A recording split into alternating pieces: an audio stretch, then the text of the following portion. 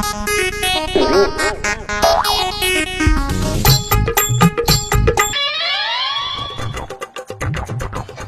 মন্ত্রী, আর সে রাজসভা শুরু হয়েছে এই বেন্ডিয়াকালে, এখনো গোপাল হয় না কিছু দিনে।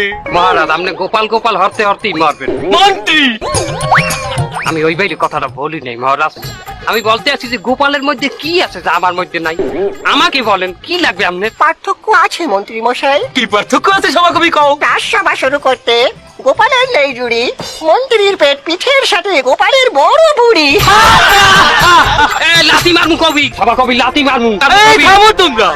আচ্ছা মন্ত্রী, গোপাল হাঙ্গারাই তোমার কি হারে, যার কারণে বেন্ডিকালে রাজসভায় আইতে গোপালের দেরি হয়? গোপাল মনে হয় আঙ্গারায় জুয়া খেলে। কথা সত্য না হইতে পারে মহারাজ, মোর মনে হয় গোপাল হাঙ্গারায় ঘুমাইতে পারে না। ঘুম ছিল না দুটি চোখের পাতায়। এই থামো তুমি, সভা কবি। ছিল না চোখের পাতায়, আর তোমার কথা হয়? বলো বলা তোমার কথা হয়? তুমি বিজ্ঞানী মানুষ, তুমি বিজ্ঞান নিয়ে পড়ে থাকবা। গোপাল ঘুম হয়নি রাত্রি, তা তুমি জানলে কি? হ্যাঁ, তুমি কি গোপালের বউ নাকি তুমি গোপালের বাজে শোক? বলো বাড়া, গোপালের রাত্রি ঘুম হয় না, তা আমার কাছে একটা সালসা খালি তো হয়। তোমার ওই কচুর গাড়ি সেচা শালসা। সরাবারে কিন্তু বিজ্ঞানী, দাড়ি মোজ পায়ে গেছে, না তোমার আজকেল ভালো না। রাত সবাই বসে কি কথা করতে হয় বোঝো না? থামো তোমরা, আমি কত টেনশনে আছি। আচ্ছা সভাকবি, তুমি একটা কবিতা কও দেখি, আমার মনোরঞ্জন করো। রাজসভায় দেরি করে মোদির গোপাল ভার, রাজা মশাই গাবি হলে গোপাল হবে সার। সভাকবি, একটা লাথি মার, আরে লাথি মার। মহারাজ, আপনি মূর্খদের কথায় কান দিবেন না তো।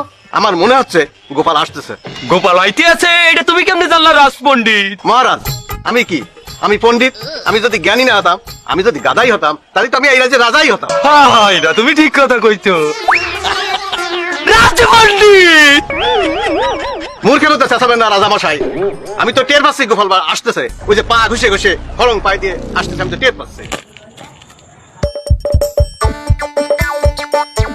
আসছে গোপাল, যাচ্ছে গোপাল, যাচ্ছে গোপাল, আসছে গোপাল। চলে না রে, চলে না রে, চলে না রে, চলে না। হাসির রাজা, জ্ঞানের রাজা, রসিক রাজা, গোপাল ভাঁড়। হাসির রাজা, জ্ঞানের রাজা, রসিক রাজা, গোপাল ভাঁড়। হালার পর হালায় আইছে। গোপাল, রোজ রোজ তুমি এই রাজসভায় দেরি করিয়াও, কিচ্ছু কই না। তার আজ কেন দেরি হয়েছে হেঁটে কও? শোনেন মহারাজ, আমার বুদ্ধির কাহিনী। আমার বুদ্ধির বাড়ে এখন অনেক কিছু অনেক জায়গায় হইয়া যায়। কালকে রাইতে ঘুমাইছি, ঘুমের ঘরে স্বপ্নে দেখি আমি ছোট করে গেছি, ছোটটা করতে ছোট করে গেছি করছি, কিন্তু বেন্যাকালে ঘুম দিতে দেখি ওটা বিছনা হইয়া গেছে।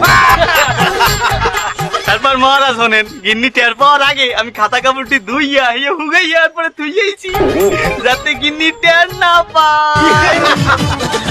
মহারাজ, আপনি এই ভুটকুর কথা বিশ্বাস করবেন না।